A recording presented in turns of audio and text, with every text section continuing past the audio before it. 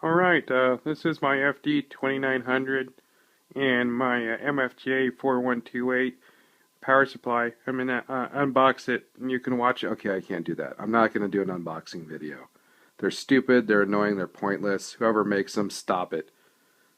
They're a horrible waste of time and absolutely stupid. Okay, here we go. Okay, hi, I am W7KBX. I just opened up my Yaesu FD2900R 2-meter rig. It's a lot more heavy than I envisioned it. It's about the size that I envisioned. A lot of reviewers say it's bigger than what they thought it was going to be. You can kind of compare it to my hand size here and with yours. One thing that I didn't really notice on the video, on the other videos that I saw, was this little, there's a little lip right here with the, on the screen. And I think that that's probably pretty smart because especially if this is a mobile operation, so things bang up, it's going to bang on this hard aluminum body instead of mush up against the screen. But I mean, this whole thing is just a heatsink. And I mean, it's like a George Foreman grill. I love it. I am not at all worried about the longevity of this radio.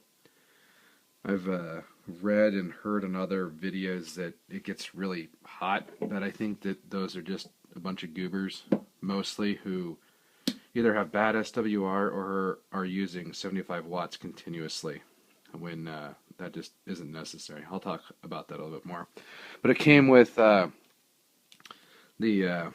power cord to hook it up to the radio and then up to the power supply. I'll talk a little bit more about the power supply later. Here's the mic. There are reviews that says it's too easy to press this button compared to my Yaesu speaker mic, which I have on my Yaesu FD60R. The speaker mic that I have, I think if I remember right, it's an MH34. This is a lot easier to press in than the MH34 speaker mic that I have for my Yaesu handheld. I don't think it's going to be a problem because it's yeah, I got so many speaker mics with my Baofengs and with the Yaesu, and so I can adjust to different things. It's not going to be a problem for me. Some people might not like it, but I don't mind it at all. I like this. It's bigger than the other speaker mic that I have for my Yaesu handheld. And right, and the power supply that I ended up getting was the let's see, the MFJ 4128 switching supply, 28 amp surge and 25 amp continuous.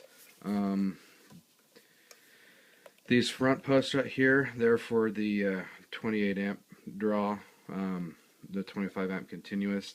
And then you got the cigarette lighter adapter thing that can do 7 amps max. And then you got these little quick connector things that can also do 7 amps max. So for this radio, I think it's somewhere around 23, 25, I can't remember. So I'm going to have to plug it into the front of this. And then of course with the actual power cord for it to plug it into AC power. And so that's what I got. I'm not going to review the radio right away because I'm going to use it. I'm not going to be like one of those goobers who make one transmission and say, I like it, or I hate it. Alright, well I got everything set up except I do not have the mic plugged in that goes in right there. But one thing that I do notice, and this isn't my desk surface, this is the radio itself, it's not even. And I think it has something to do with the little foot pads that you install here at the bottom of it. But it is not even. And so whenever you go to adjust this, whenever you go to push anything, it's going to be wobbly. And I cannot stand that. And I think it's probably fixable, but that shouldn't be the case from the start. Another negative for me is there's no grips on the feet. And so if you are using this the mic, and if you're pulling on it at all, it's going to move. Well, let's turn this puppy on and see how she functions. Alright, so there's the power button. Alright, looks like it's working. Alright, ISRA, that's the Idaho Society of Radio Amateurs. It's their repeater. The frequency is 146.94. Alright, let's go ahead and make a transmission and see how she works. W7KBX is testing. This is the K7BSE repeater. PL is 100. Alright. Well, I obviously got everything queued in there right, and I'm pretty sure I'm hitting the repeater just fine. Just with 5 watts, that is more than enough to hit this repeater. In fact, all the repeaters in my area. I can hit, with this puppy, I usually just use it on a half a watt to hit most of the repeaters in the area. And it might even be able to go down lower and still be able to hit the repeaters if this radio is capable of doing that. The lowest that this radio can go is 5 watts, and I knew that ahead of time. So it's not a negative for a review for the radio because it does what it's supposed to do and what it claims to do. It's just going to be really weird for me to go on 5 watts because that just seems excessive for me. But even on 5 watts, I can hit a repeater that I think is like 70 or 80 miles away down in Hawaii County, which is a very southwest part of Idaho on, I think it's Cinnabar Mountain near Silver City, Idaho.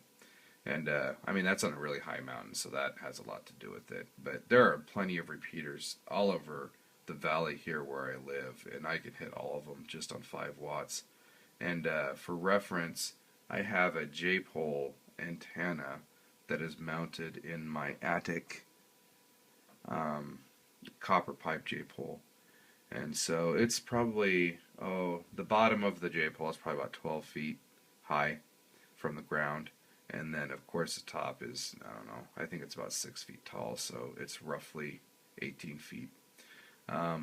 So it's a pretty good antenna system. I really have no complaints about it. Okay, another thing with these buttons is it does take quite a bit of pressure. Oop, someone just tried keying the mic on their radio and did an ID, which is a no-no. That's called chunking the repeater, and it isn't good. You're supposed to ID yourself. It's one of the things that irritates me. These buttons, it does take quite a bit of force to push them in. And here on the desk without the rubber feet that I'm hoping to install soon so it doesn't slide, I can't even push the buttons without moving the radio. That is how, and so you have to sit here and hold the radio down as you push the buttons. Change the power level back to 5 watts. Okay, now for power levels. I mentioned I was going to talk about this more, and this doesn't have anything to do with the radio itself. This just has to do with good operating practice. The Fcc Rule, I think it's part 97.313A, and that states that an amateur station should use the minimum power necessary to make the contact. 75 watts, which is what this puppy can spit out, most of the time that is just going to be overkill and a rules violation and just not necessary. Like I was saying before, I can hit the repeaters with this radio when it's hooked up to my J-pole with just a 1/4 watt of power. And this one, the least that this one can do is 5 watts, and so that's what I'm going to be using most of the time. In fact, I'm going to be using 5 watts on a lot of simplex contacts as well, because I already know that I can make them on that with little effort, and the max that one can go is 5 watts. And so there are going to be some nets that I'm going to be bumping this one up to probably 10 watts, because I do need to make contact throughout much of the valley in the Boise, Meridian, Nampa, Caldwell area here in southwest Idaho. And so, but I doubt that I'm hardly ever going to need it to go up to 75. The reason that I did go with the FD 2900 over the 1900 is that this does have a little bit more power, and I just wanted it just in cases for that rare instance that I'm going to need 75 watts, like in the case of an emergency or something like that, which hopefully will never ever happen. But most of you don't need to operate at 75 watts because the radio, I assume that it will get warm. And I may test it one time on a simplex frequency, just chatting with someone on 75 watts, just to test it out and to see how warm it gets. And then after that, I don't think I'm going to be using 75 watts hardly ever, if any. You use the least amount of power, you're going to be using less electricity, especially in an emergency situation where you're running off of battery power. You want to use the least amount of power necessary to make a contact. And you may as well get used to doing it now so that you know what your radio is capable of and what your antenna system is capable of, because in the event of an emergency, you're not going to have time to experiment and find out, okay, is this power range level good to get the contact? You're going to want to know how far out your radio can get with the least amount of power possible. Do that experimenting now, prior to an emergency. You'll be happy you did. Okay, after weighing my options, I decided to do this method. And what I did, even though this is particle board, I used some coarse thread screws, mounted the mounting bracket to the shelf, and then mounted the radio to the bracket, of course. And also I put a layer of 3M industrial strength tape between the bracket and the shelf, just to help stabilize the whole thing and to prevent wiggling.